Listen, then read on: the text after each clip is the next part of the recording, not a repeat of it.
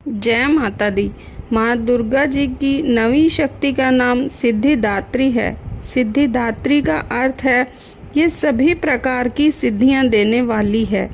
माँ सिद्धिदात्री भक्तों और साधकों को सभी सिद्धियां प्रदान करने में समर्थ है। देवी पुराण के अनुसार भगवान शिव ने इनकी कृपा से ही इन सिद्धियों को प्राप्त किया था। इनकी अनुकंपा से ही भगवान शिव का आधा शरीर देवी का हुआ था। इसी कारण वे लोक में अर्धनारीश्वर के नाम से प्रसिद्ध हुए।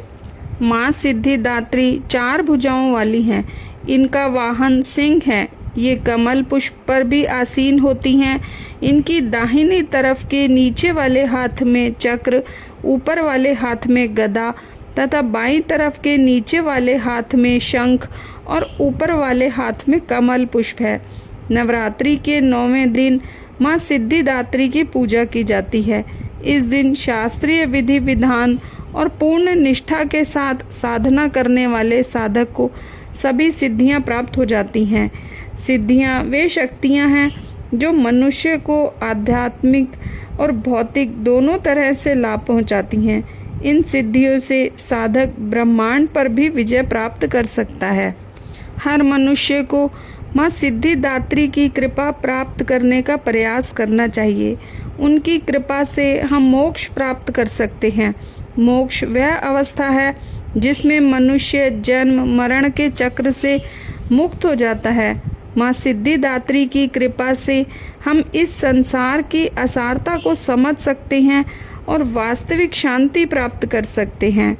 माँ सिद्धिदात्री की कथा।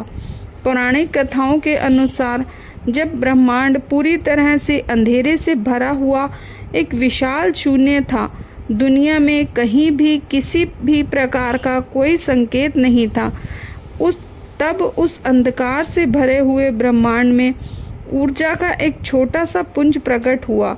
देखते ही देखते उस पुंज का प्रकाश चारों ओर फैलने लगा। फिर उस प्रकाश के पुंज ने आकार लेना शुरू किया और अंत में वह एक दिव्य नारी के आकार में विस्तृत होकर रुक गया। वह प्रकाश पुंज देवी महाशक्ति के अलावा कोई और नहीं था। सर्वोच्च शक्ति ने प्रकट होकर त्रिदेवों ब्रह्मा, विष्णु और महेश को अपने तेज से उत्पन्न किया और तीनों देवों को इस सृष्टि को सुचारू रूप से चलाने के लिए अपने अपने कर्तव्यों के निर्वहन के लिए आत्मचिंतन करने को कहा। देवी के कथनानुसार तीनों देव आत्मचिंतन करते हुए जगत जननी से मार्गदर्शन हेतु कई युगों तक तपस्या में लीन रहे। अंततः उनकी तपस्या से प्रसन्न होकर महाशक्ति माँ सिद्धिदात्री के रूप में प्रकट हुई। देवी माँ सिद्धिदात्री ने ब्रह्मा जी को सरस्वती जी, विष्णु जी को लक्ष्मी जी और शिव जी को आदि शक्ति प्रदान की। माँ सिद्धिदात्री ने ब्रह्मा जी को सृष्टि की रचना का कार्यभार सौंपा, विष्णु जी को सृष्टि के पालन का कार्य दिया और महादेव को समय आने पर सृष्टि के संहार का भार सौंपा।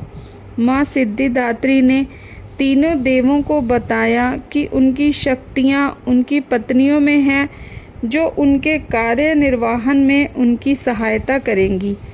उन्होंने त्रिदेवों को दिव्य चमत्कारी शक्तियाँ भी प्रदान की जिससे वो अपने कर्तव्यों को पूरा करने में सक्षम हो सके।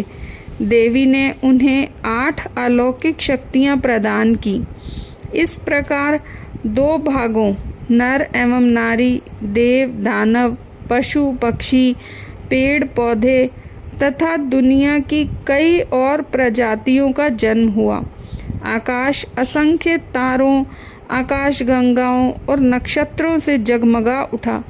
पृथ्वी पर महासागरों, नदियों, पर्वतों, वनस्पतियों और जीवों की उत्पत्ति हुई।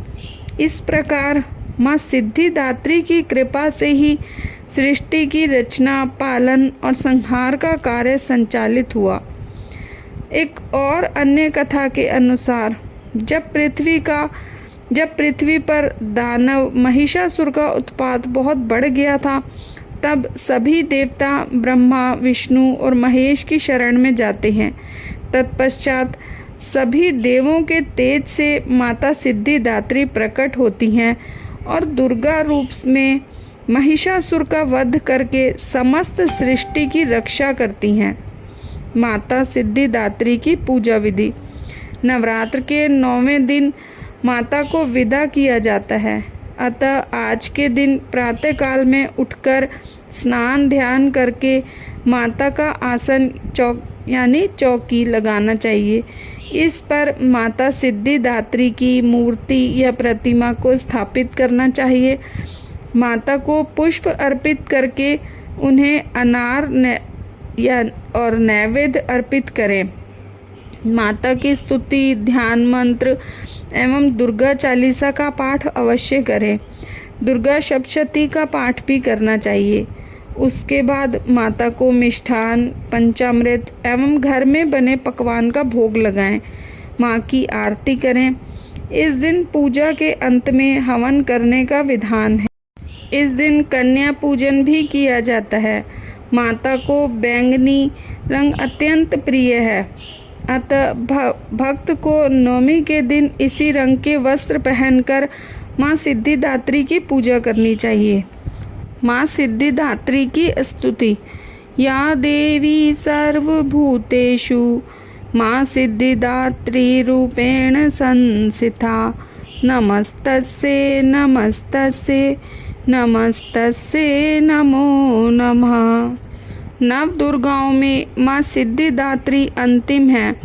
अन्य 8 दुर्गाओं की पूजा उपासना शास्त्रीय विधि विधान के अनुसार करते हुए भक्त दुर्गा पूजा के 9वें दिन इनकी उपासना करते हैं। सिद्धिदात्री माँ की उपासना पूर्ण कर लेने के बाद भक्तों और साधकों की अलौकिक, पारलौकिक सभी प्रकार की कामनाओं की पूर्ति हो जाती है।